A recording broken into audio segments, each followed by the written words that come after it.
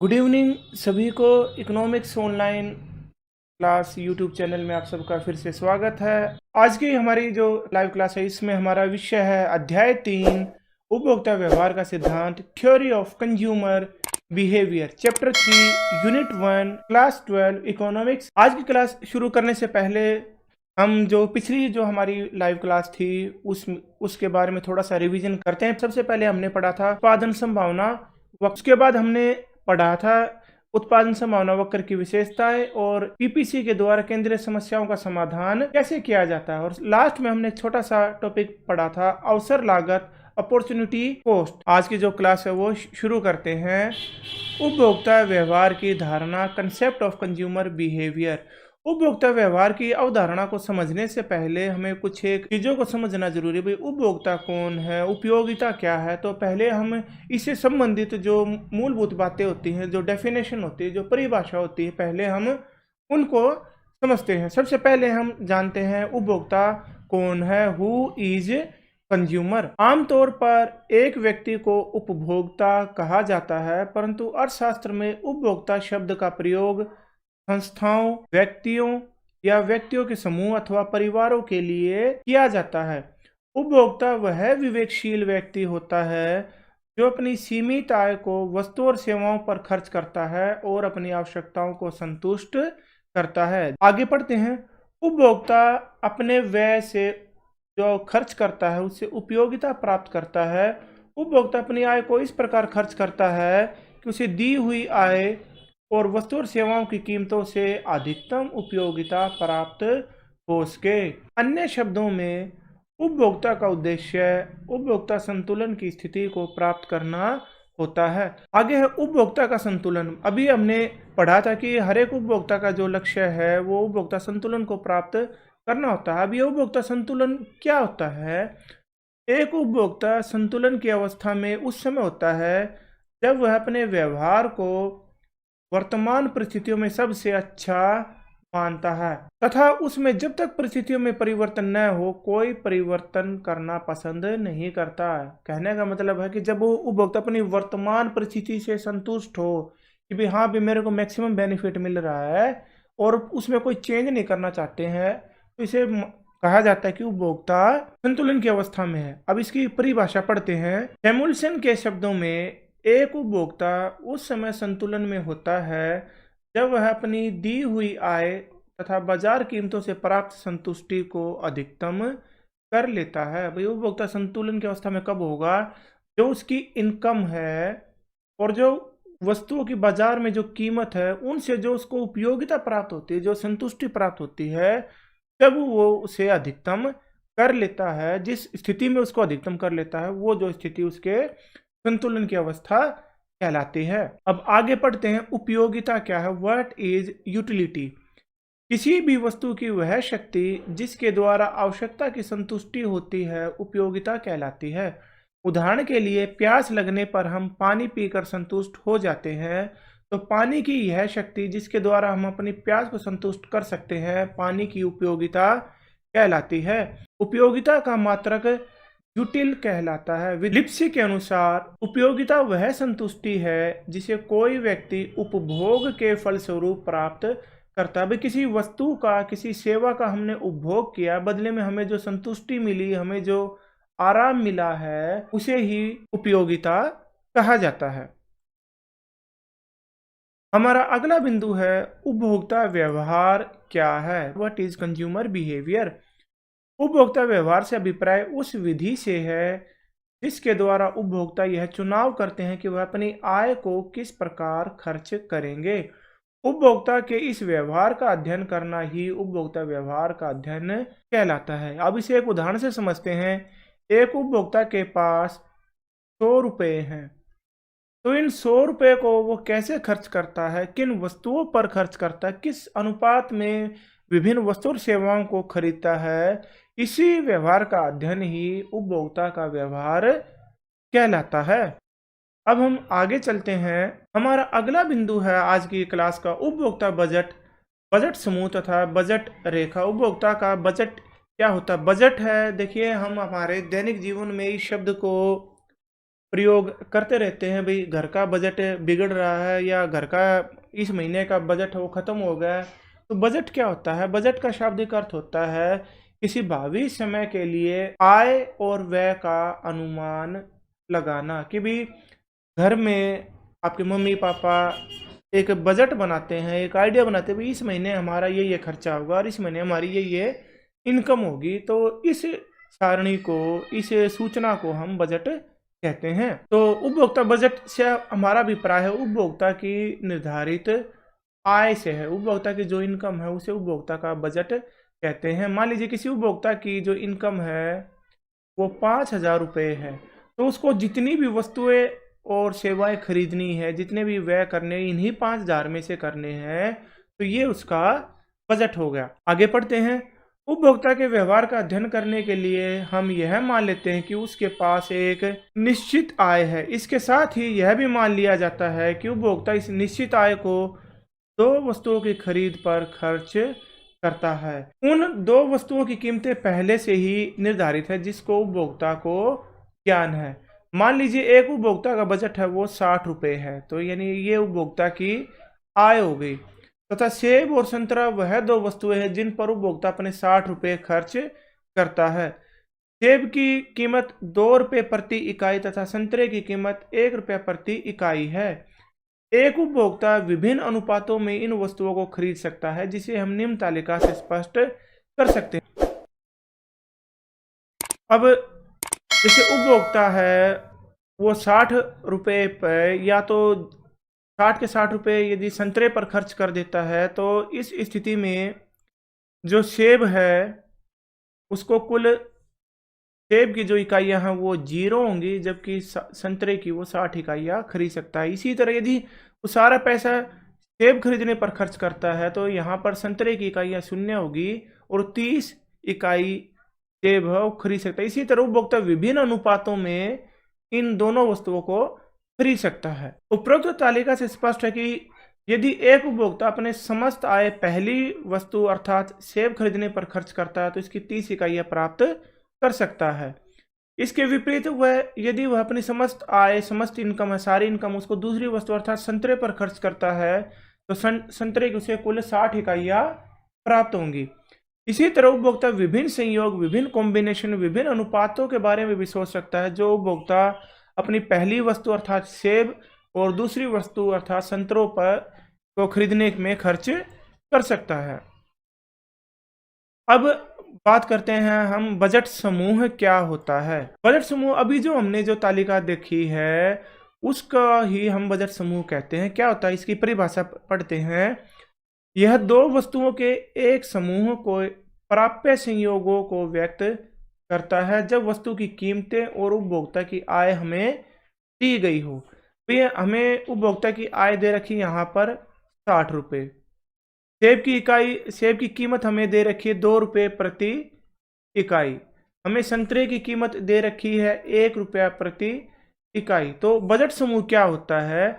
Budget समूह उन सभी संयोगों को प्रकट करता है जब उपभोक्ता की आय हमें दे रखी हो, वस्तुओं की कीमत हमें दे रखी। तो यहाँ पर उपभोक्ता के हमने उदाहरण के लिए 4 संयोग माने हैं, ए, बी, सी और डी। जब हम इसको एक रेखा चित्र के रूप में इस तालिका को प्रकट कर देते हैं तो ये हमारी कहलाती है बजट लाइन।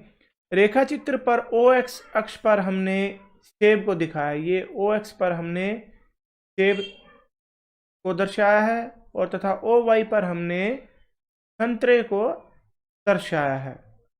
उपभोक्ता संभावना तालिका में दर्शाए गए विभिन्न बिंदुओं के आधार पर हम एक रेखा ए बी खींच सकते हैं। इस ए बी रेखा को अर्थशास्त्र में बजट लाइन कहा जाता है। यानी ये उपभोक्ता की सीमा रेखा है। एक उपभोक्ता इस budget line A D O के बीच में किसी भी संयोग को चुन सकता है और सेब और संतरे की विभिन्न मात्राओं को प्राप्त कर सकता है। वो यहाँ कहीं भी बिंदु को प्राप्त कर सकता है, परंतु उसे अधिकतम संतुष्टि से बजट लाइन पर स्थित किसी बिंदु पर ही मिलेगी। अब इसको थोड़ा और आगे विस्तार से देखते हैं। बजट रेखा वह रेखा है जो वस्तु 1 तथा वस्तु 2 के उन सभी संभव संयोगों को प्रकट करती है जो दिए हुए अपने बजट तथा दोनों वस्तुओं की कीमत पर एक उपभोक्ता वो खरीद सकता है। बजट रेखा के किसी भी बिंदु पर उपभोक्ता अपनी समस्त आय को वस्तु एक या वस्तु दो या दोनों के संयोगों पर खर्च कर रहा है। यदि उपभोक्ता इस बजट लाइन पर खर्च करता है तो ये जो इसका अभिप्राय ये हुआ कि अपनी जो समस्त आय है वो इस ए बी पर खर्च कर रहा है। यदि वो किसी ऐसे बिंदु पर खर्च कर रहा है, मान लीजिए इसको बिंदु का नाम रख देते हैं हम ई, इसका मतलब वो अपनी समस्त आय को खर्च नहीं कर रहा। इस बजट रेखा को कीमत रेखा भी कहा जाता है। इसका कारण यह है कि अब इसको प्राइस लाइन क्यों बोलते हैं, कीमत रेखा क्यों बोलते हैं। ये जो बजट रेखा है ये ए बी या इसको ए डी कह लो, ये ए डी यह प्रकट करती है कि बाजार में वस्तु जो पहली वस्तु है जो कि हमारी सेब, उसकी 30 इकाइयां तथा वस्तु 2 की 60 इकाइयों के बराबर है।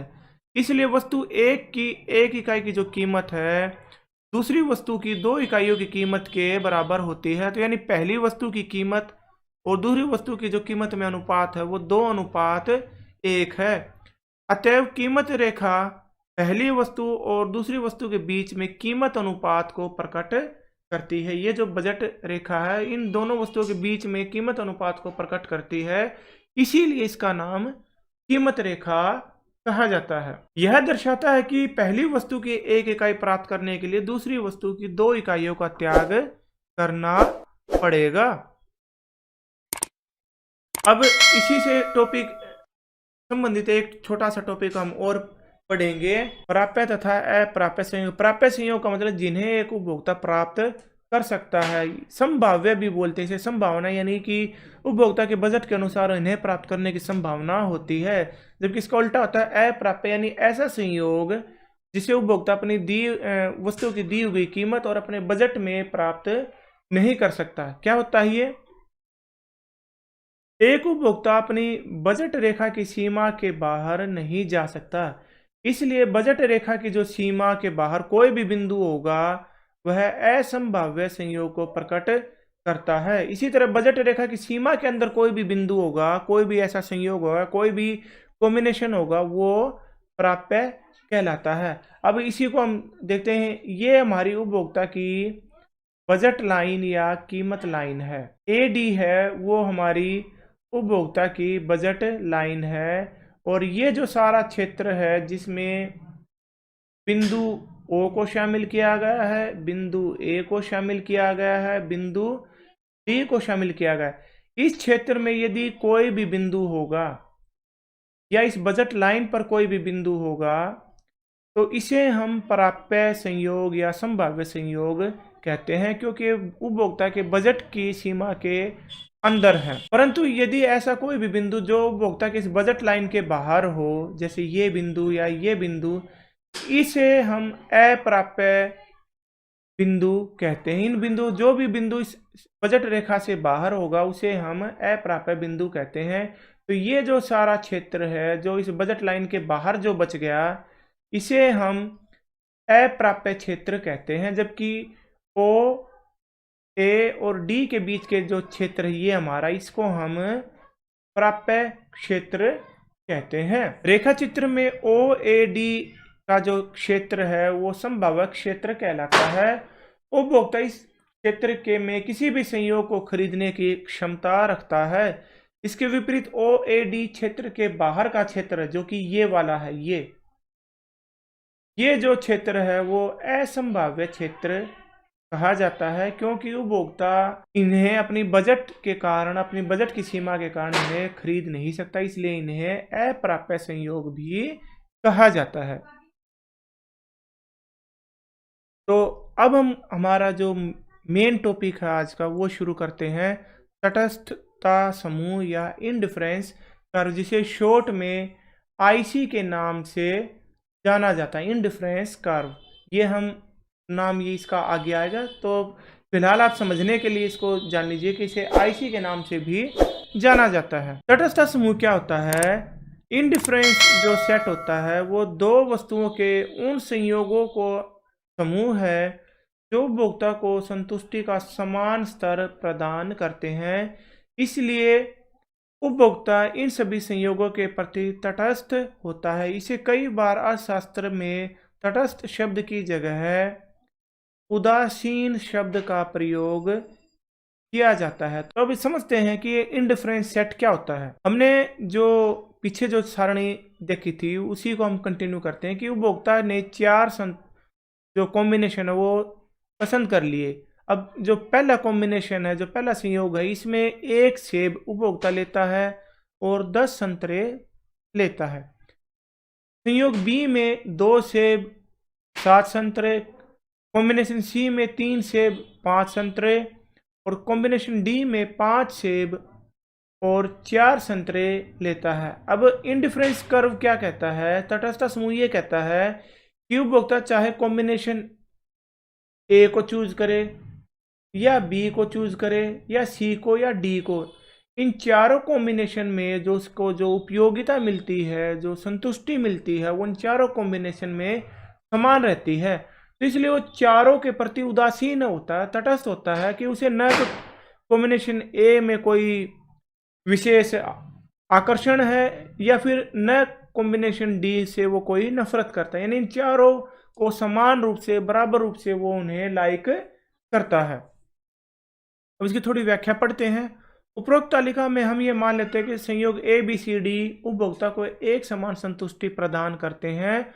उपभोक्ता की पसंद इस प्रकार होगी कि संयोग ए से उसे जो भी संतुष्टि मिलती है वो बी से संतुष्टि के बराबर होगी और ये जो संतुष्टि वो सी के बराबर होगी और इसी तरह ये डी के बराबर होगी। यानी चारों कॉम्बिनेशन से जो संतुष्टि मिलती है वो बराबर होती है। उपभोक्ता ए बी सी डी संयोगों में कोई अंतर नहीं पाता, उसे चारों कॉम्बिनेशन में बराबर मजा आता है, बराबर उपयोगिता प्राप्त होती है और इन चारों संयोगों से वो समान रूप से संतुष्ट है। इसलिए उपभोक्ता इन चारों संयोगों के प्रति तटस्थ है या उदासीन है। इसीलिए इन संयोगों को तटस्थता या उदासीन संयोग कहा जाता है। अब इसको थोड़ा आगे पढ़ते हैं विस्तार से। जैसे जैसे उपभोक्ता के पास किसी वस्तु की मात्रा बढ़ती जाती है, वैसे वैसे उस वस्तु की इच्छा की गहनता भी कम होती जाती है। इसके विपरीत जैसे जैसे उपभोक्ता के पास किसी वस्तु की मात्रा कम होती है, उस वस्तु की इच्छा की गहनता बढ़ जाती है। यानी उसी वस्तु को प्राप्त करने की जो इच्छा है, उसकी डिजायर है, वो बढ़ती जाती है। कैसे? इसे एक हम उदाहरण से स्पष्ट करते हैं। मान लीजिए एक व्यक्ति को बहुत जोर से प्यास लगी है। यदि उसे 4 गिलास पानी या 4 रोटियों में से चुनाव करने को कहा जाए तो वह निश्चित रूप से पानी को चुनेगा। जैसे जैसे वह व्यक्ति पानी पीता जाएगा उसकी प्यास मिटती जाएगी और पानी पीने की इच्छा है वो भी कम होती जाएगी। इसके साथ ही प्यास मिटते ही उसकी रोटियों को पाने की इच्छा है वो बढ़ती जाएगी। ये जो उपभोक्ता के जो स्टार्टिंग में उसको ऑप्शन दे दी, या तो 4 गिलास तू पानी ले ले या फिर तू 4 रोटियां ले ले। अब चूंकि प्यास उसे बहुत जोर से लगी हुई है तो पहली ऑप्शन में वो 1 गिलास पानी पीता है, रोटियों की तरफ वो देखता भी नहीं क्योंकि प्यास की वजह से उसकी जान निकलने वाली है। 1 गिलास पानी पीने के बाद उसकी प्यास थोड़ी कम होगी, उसने दूसरा गिलास पानी और पी लिया। यहां भी वो रोटियों की कोई इच्छा नहीं करता, परंतु जैसे ही वो तीसरा गिलास पानी पी लेता है उसकी प्यास है ऑलमोस्ट मिट जाती है। तो अब वो यहाँ रोटियों के बारे में सोचना शुरू करता है कि भाई प्यास तो मिट गई, अब मुझे 1 या 2 रोटियां मिल जाए तो काम चल जाएगा। और जैसे ही चौथा गिलास पानी पीने के लिए उसे दिया जाए या उसे बोला जाए कि तू 2 रोटियां ले ले या चौथा पानी का गिलास पी ले, तो वो चौथे गिलास को न चुनकर इन 2 रोटियों को चुनेगा। तो यदि इस उदाहरण को हम ध्यान से देखें तो पानी की जो तीव्रता है, पानी पीने की इच्छा है, जैसे जैसे पानी पीता जाता है वो घटती जाती है, जबकि जो रोटियों के पाने की इच्छा है उसकी वो बढ़ती जा रही है। तो यही हमारा कहलाता है ह्रासमान सीमांत प्रतिस्थापन की दर का नियम तथा उपभोक्ता की प्राथमिकताएं। ये जो हेडिंग है हमने आपको इसीलिए स्टार्टिंग में नहीं बताया, पहले हमने आपको उदाहरण बताया है क्योंकि ये हेडिंग का नाम ही ऐसा ही है, पता नहीं कैसा क्या कॉम्प्लिकेटेड सा नाम है। ह्रासमान यानी कि घटती हुई सीमांत प्रतिस्थापन की दर। भाई जिस रेट से पानी के बदले में वो रोटियों को पसंद करता है, जिस दर से ये जो निरंतर घटती जाती है, इसीलिए इसको बोला जाता है law of diminishing marginal rate of substitution, MRS। यदि आपको ध्यान हो तो हमने इस शब्द का प्रयोग है हमारी पिछली क्लास में भी किया था। आगे बढ़ते हैं हमारी आज की क्लास में। अन्य शब्दों में हम कह सकते हैं कि जिस दर पर वह दूसरी वस्तु अर्थात रोटी का पहली वस्तु अर्थात पानी की प्रत्येक इकाई के लिए त्याग करेगा, वह दर निरंतर कम होती जाती है। उपभोक्ता की यह प्रवृत्ति एक नियमानुसार चलती है, इसलिए इस प्रवृत्ति को ह्रासमान सीमांत प्रतिस्थापन की दर का नियम या law of diminishing marginal rate of substitution कहा जाता है। इसको एक सूत्र के रूप में हम लिख सकते हैं MRS, जो ये यहां से आया है MRS, एक्स और वाई गुड्स, यानी दो वस्तुएं हमारे पास एक्स और वाई गुड्स, उनका जो MRS है वो कैसे निकल आएगा, वो निकलेगा पहली वस्तु की कीमत और दूसरी वस्तु की कीमत में अनुपात में। यहां यह भी बात उल्लेखनीय है, हमें यह बात भी ध्यान में रखनी चाहिए, जब उपभोक्ता एक वस्तु की कुछ इकाइयों के बदले में दूसरी वस्तुओं को स्थान देता है तो उसकी कुल संतुष्टि का स्तर है वो समान बना रहता है, अर्थात उसकी कुल संतुष्टि में कोई वृद्धि या कमी नहीं होती। अब इसे एक टेबल से और थोड़ा अच्छे से समझते हैं। अब हमने इन दोनों उदाहरण को, दोनों जो कंसेप्ट है, इसको हम एक ही टेबल में हमने जोड़ दिया। ये हमने पढ़े थे कि उपभोक्ता के पास ये 4 संयोग है, option A, option B, option C और ऑप्शन डी। पहले ऑप्शन में उपभोक्ता 1 सेब खरीदता है, 10 संतरे खरीदता है, इसी तरह दूसरी में 2 और 7, तीसरी में 3 और 5, चौथी में 4 और 4। हमने साथ ही ये पढ़ा था कि चाहे वो कॉम्बिनेशन ए पसंद करे, बी करे, सी करे या डी करे, उसकी जो संतुष्टि है वो समान रहती है। अब इसको थोड़ा अनुपात में देखते हैं। पहले में हमारा सीमांत प्रतिस्थापन की दर नहीं होती क्योंकि पहला जो कॉम्बिनेशन है वो स्टार्टिंग होता है। दूसरे में सेब की यदि वो 2 इकाइयां लेना चाहता है, भी एक इकाई, एक सेब उसके पास ऑलरेडी है, यदि वो दूसरी इकाई लेना चाहता है तो उसके पास सेब बढ़ रहा है 1, परंतु संतरे की जो मात्राएं हैं, सेब उसके पास 1 बढ़ रहा है परंतु संतरे की मात्रा है उसके पास 3 इकाइयां कम हो रही है। तो इस तरह से जो MRS है वो आती है हमारी 3:1। उपभोक्ता एक अतिरिक्त सेब के बदले में 3 संतरों का त्याग करने को तैयार है। अब इसको थोड़ा और आगे बढ़ते हैं। उपभोक्ता के पास 2 सेब हो गए, यदि वो 1 सेब और लेना चाहता है तो उसके पास सेब बढ़ते हैं कुल 1, पहले 2 थे, 1 और बढ़ गया, परंतु इसके बदले में उसके संतरों का जो त्याग है वो केवल उसे 2 का करना पड़ेगा। तो इस तरह से जो अनुपात होगा वो होगा 2:1, यानी उपभोक्ता एक अतिरिक्त सेब के बदले में 2 संतरों का त्याग करने को तैयार। इसी तरह कॉम्बिनेशन डी में चौथे सेब के लिए वो केवल 1 संतरे को ही कम करने के इच्छुक है, तो यहाँ पर अनुपात आ जाता है हमारा 1:1। तो ये हम देख रहे हैं कि हर एक कॉम्बिनेशन में जो MRS का जो अनुपात है वो कम होता जाता है, इसीलिए इसे सीमांत प्रतिस्थापन की दर का, घटती हुई सीमांत प्रतिस्थापन की दर का नियम कहते हैं। तो इसकी थोड़ी व्याख्या पढ़ लेते हैं। जैसा कि तालिका से स्पष्ट है कि प्रारंभ में उपभोक्ता 1 सेब तथा 10 संतरे लेता है, इसे जो संतुष्टि मिलती है, उसके बाद फिर संयोग बी में एक अतिरिक्त सेब लेने के लिए वह 3 संतरों का त्याग करने को तैयार है। यहाँ पर जो MRS है वो हमारे हो जाती है 3:1। इसी तरह कॉम्बिनेशन सी में ये हो जाती है 2:1 और कॉम्बिनेशन डी में हो जाती है 1:1। परंतु इनमें से किसी भी कॉम्बिनेशन में उपभोक्ता की जो संतुष्टि है उसका जो स्तर में कोई कमी या वृद्धि नहीं होती, अर्थात संतुष्टि का स्तर है वो समान रहता है। इसलिए उपभोक्ता इन 4 संयोगों के प्रति तटस्थ रहता है, उदासीन रहता है। चलिए और थोड़ा आगे बढ़ते हैं।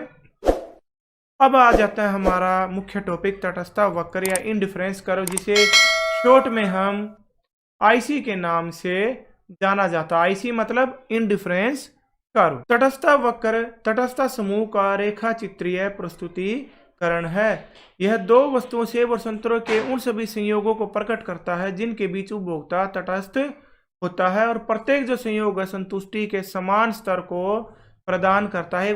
तटस्थता वक्र को उदासीन वक्र के नाम से भी जाना जाता है। यदि हम तटस्थ समूह तालिका को रेखा चित्र के रूप में प्रस्तुत कर दे तो हमें तटस्थ वक्र है वो प्राप्त होता है। तालिका को रेखा चित्र के रूप में प्रस्तुत करने पर हमें 4 बिंदु ए बी सी डी प्राप्त होते हैं। ओ एक्स पर हमने सेब को दर्शाया है, ओ वाई पर हमने संतरे को दर्शाया है, और जो ये हमारे जो 4 बिंदु हैं ए बी सी डी, इन पर जो संतुष्टि है वो समान रहती है। उपभोक्ता की संतुष्टि में किसी भी प्रकार का कोई परिवर्तन नहीं आता, इसीलिए इसे उदासीन वक्र कहते हैं कि उपभोक्ता को चाहे वो कॉम्बिनेशन ए चूज करने को कह दिया जाए या सी या डी, उपभोक्ता सभी के प्रति तटस्थ होता है। तो आशा आपको ये समझ में आ गया होगा कि इसका नाम तटस्थता वक्र है वो क्यों पड़ा। तटस्थता मानचित्र ये उसी से मिलती जुलती चीज है। इसमें फर्क क्या होता है तटस्थता वक्र और तटस्थता मानचित्र में, जिसे इंडिफरेंस मैप कहा जाता है। तटस्थता मानचित्र तटस्थता वक्रों के एक समूह को व्यक्त करता है। ये जो फिलहाल जो हमारा ग्राफ है ये हमारा है तटस्थता वक्र का, परंतु यदि हम इसी ग्राफ पे एक दूसरा इंडिफरेंस कर्व जिसे हम IC2 नाम दे दें, या एक तीसरा इंडिफरेंस कर्व या उदासीन वक्र जिसका नाम IC3 दे दें, या एक और दिखा दें IC4, तो ये हमारा कहलाता है तटस्थता मानचित्र। यानी कि ऐसा रेखा चित्र जिसमें एक से ज्यादा तटस्थता वक्रों को दर्शाया जाता है वो तटस्थता मानचित्र कहलाता है। और एक ऊंचा जो तटस्थता वक्र है संतुष्टि के ऊंचे स्तर को प्रकट करता है। अब है हमारा एक और एग्जाम की दृष्टि से एक और इम्पोर्टेंट टॉपिक, ये जो हमारा टॉपिक है बार बार रिपीट होता रहता है पेपर में, 3 नंबर का 4 नंबर का सवाल आज आता रहता है, तटस्थता वक्र की विशेषताएं। तो विद्यार्थी इस टॉपिक को थोड़ा अच्छे से तैयार करेंगे। तटस्थता वक्र की मुख्य विशेषताएं क्या होती हैं, वर्णन कीजिए। पहला है तटस्थ वक्र, या इसका एक नाम और आ गया अनधिमान या उदासीन। तो इस तरह से हमारे पास इसके 3 नाम हो गए। तटस्थ वक्र की ढलान है वो ऋणात्मक होती है, अर्थात उसका ढाल नीचे की ओर होता है। ये जो हम तटस्थ वक्र बनाते हैं ये ऐसे नीचे की तरफ इसका ढाल होता है, इसकी डायरेक्शन ये होती है। एक तटस्थ वक्र का ढलान बाएं से दाएं नीचे की ओर होता है। यह प्रकट करती है कि यदि एक वस्तु की मात्रा अधिक ली जाती है तो दूसरी की मात्रा कम ली जाएगी। अब इसी ग्राफ को यदि हम पूरा करें और इस पर कोई बिंदु ये मान लेते हैं तो यहाँ पर जो पहली वस्तु इसकी इतनी मात्रा आ रही है जबकि दूसरी वस्तु की सिर्फ इतनी ही मात्रा आ रही है, जबकि इस बिंदु पर दूसरी वस्तु की ये यहाँ से यहाँ तक की मात्रा, जबकि पहली वस्तु की जो मात्रा वो घटकर इतनी हो जाती है। तो इसी वजह से इसका ढलान ऋणात्मक होता है। दूसरा आ गया हमारा तटस्थ वक्र का जो ढलान है वो मूल बिंदु की ओर उन्नतोदर होता है। हमने पिछली क्लास में पढ़ा था पीपीसी का जो ढलान है वो उन्नतोदर होता है। जो हमारा पीपीसी कर्व है वो इस प्रकार होता है, जबकि इंडिफरेंस कर्व है वो हमारा इस तरह से होता है। तो ये जो बाहर की तरफ जो निकला हुए गोलाई है इसको हम बोलते हैं कनकेव, या हिंदी में बोलते हैं इसे नतोदर। जबकि जो इंडिफरेंस कर्व है इसका जो ढलान है ये अंदर की तरफ, ये मूल बिंदु की तरफ होता है, इसे बोलते हैं हम उन्नतोदर या कन्वेक्स। पेपर विद्यार्थी अक्सर इस चीज में कंफ्यूज हो जाते हैं और 1 नंबर का सवाल बार बार पेपर में रिपीट होता ही रहता है। तटस्थ वक्र का ढलान मूल बिंदु की ओर कैसा होता है? ऑप्शन ए उन्नतोदर, ऑप्शन बी नतोदर, ऑप्शन सी उपरोक्त दोनों, ऑप्शन डी उपरोक्त में से कोई नहीं।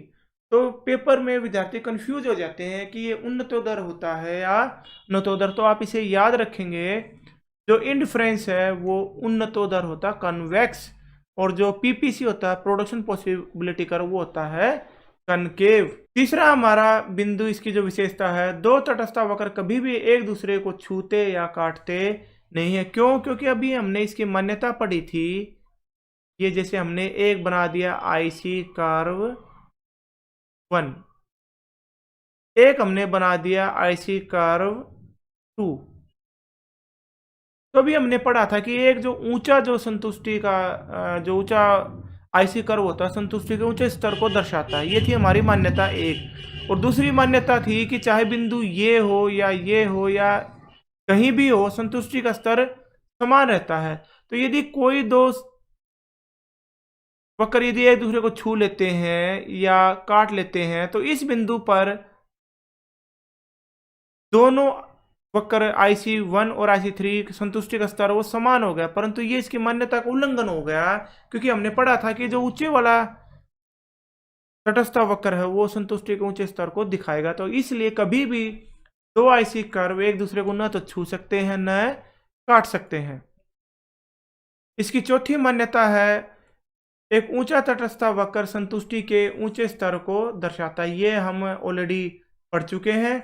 पांचवी और सबसे इंपॉर्टेंट है कि तटस्थ वक्र न तो x अक्ष को छूता है और न ही y अक्ष को छूता है। यदि हम इंडिफरेंस कर्व बनाते हैं और इस तरीके से बना दें तो ये हमारा गलत हो जाएगा।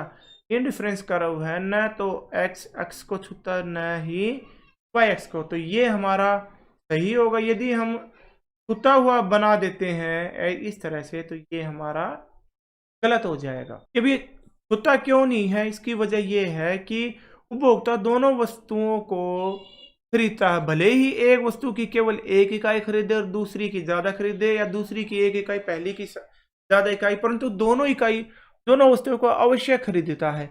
इसलिए यदि इस बिंदु पर होगा, इस बिंदु जैसा कि आपको ध्यान है हमने इस पर सेब दिखाया था और इस पर संतरा, यदि ये इसको छू लेता है OY अक्ष को, तो इसका अभिप्राय है कि उस उपभोक्ता ने इतनी मात्रा में तो सेब खरीद लिए परंतु संतरे की एक भी मात्रा नहीं खरीदी, जबकि इंडिफरेंस कर्व में यह मान्यता होती है कि वह दोनों वस्तुओं को खरीदता है। अब थोड़ा और आगे चलते हैं। उपभोक्ता का संतुलन। अब तक हमने जितने भी पॉइंट पढ़े हैं ये उन सबको जोड़ देते हैं। हमने उपभोक्ता के उपयोगिता के बारे में पढ़ा, हमने इंडिफरेंस कर्व के बारे में पढ़ा, हमने बजट लाइन के बारे में पढ़ा। यदि हम तीनों कंसेप्ट को एक ही रेखा चित्र में जोड़ देते हैं तो वो हमारे कहलाती है उपभोक्ता का संतुलन। तो पढ़ते हैं इसको। उपभोक्ता का संतुलन क्या होता है?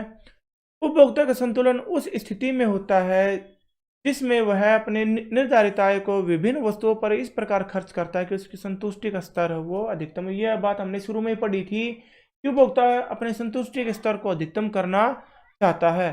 अब ये जो स्थिति कब आती है? ये स्थिति उस समय आती है जब उसका उपभोक्ता का तटस्थ वक्र और बजट रेखा एक दूसरे को स्पर्श करते हो।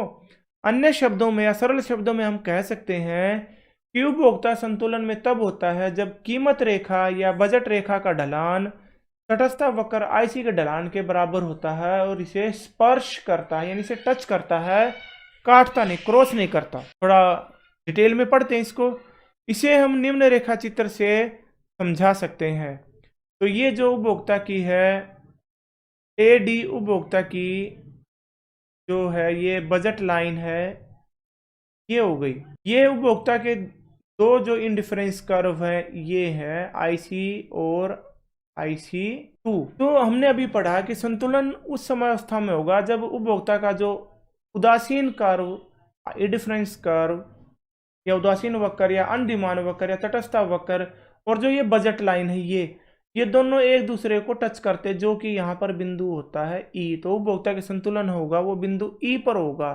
यदि उपभोक्ता बिंदु X को पसंद करता है तो इसका मतलब ये है कि वो पूर्ण संतुलन की अवस्था में नहीं है। इसी तरह इंडिफरेंस 2 IC2 पर जो बिंदु Z है उपभोक्ता इसे प्राप्त नहीं कर सकता, क्योंकि ये इसकी बजट की सीमा के रेखा से बाहर है और ये जो सारा एरिया है उपभोक्ता के लिए कहलाता है अप्राप्य क्षेत्र। ये हमने अभी पढ़ा था। तो उपभोक्ता के संतुलन के लिए उसे कोई भी जो बिंदु होगा वो इस क्षेत्र के अंदर होगा। और सबसे मैक्सिमम संतुष्टि उसे कहाँ मिलेगी? जब उपभोक्ता का इंडिफरेंस कर्व और जो बजट लाइन है ये एक दूसरे को छूते होंगे। अब इसकी व्याख्या पढ़ते हैं। रेखा चित्र में OX अक्ष पर पहली वस्तु अर्थात सेब को तथा OY पर हमने दूसरी वस्तु अर्थात संतरे को दर्शाया है। AD उपभोक्ता की बजट रेखा है तथा IC जो कर्व है वो तटस्थ वक्र है। ये दोनों एक दूसरे को बिंदु E पर स्पर्श करते हैं तो उपभोक्ता का संतुलन बिंदु E पर होगा इसके विपरीत यदि उपभोक्ता कोई किसी अन्य बिंदु जैसे एक्स जो कि बजट सीमा के अंदर है, अगर इसको चुनता कि भाई मैं तो यहाँ पर संतुलन करना चाहता हूँ, तो इसका अर्थ है यह है कि वह अपने संसाधनों का पूर्ण उपयोग नहीं कर रहा। इसके विपरीत यदि उपभोक्ता एक ऊंचे तटस्थता वक्र यानी IC2 पर किसी बिंदु Z को चुनता है, तो भी वह उस बिंदु पर संतुलन को प्राप्त नहीं कर पाएगा, क्योंकि यह उसकी बजट की सीमा से बाहर, भाई जो उसकी जो लिमिट है, उसकी जो खर्चे की जो सीमा उससे बाहर, इसलिए बिंदु Z को तो प्राप्त कर ही नहीं सकता। तो इस तरह से ये हमारे उपभोक्ता का संतुलन होता है। अब आ गए हम हमारी क्लास के एंड पर। इस वीडियो आज की क्लास में हमने क्या क्या सीखा है? आज की क्लास में हमने सीखा है उपभोक्ता के व्यवहार की धारणा, बजट, उपभोक्ता का बजट या समूह या बजट रेखा क्या होती है, बजट लाइन के बारे में पढ़ा, तटस्थता समूह के बारे में पढ़ा, तटस्थता समूह तथा ह्रासमान सीमांत प्रतिस्थापन की दर का नियम यानी लॉ ऑफ डिमिनिशिंग MRS के बारे में पढ़ा। उसके बाद हमने तटस्थ वक्र, इसकी विशेषताएं, और लास्ट में हमने पढ़ा उपभोक्ता क्या है, संतुलन। लास्ट में आपको मैं यही बात कहूंगा कि स्वस्थ रहें, मस्त रहें और अपनी पढ़ाई में व्यस्त रहें। तो इकोनॉमिक्स ऑनलाइन क्लास से जुड़े रहने के लिए आप सबका धन्यवाद। जय हिंद, जय भारत।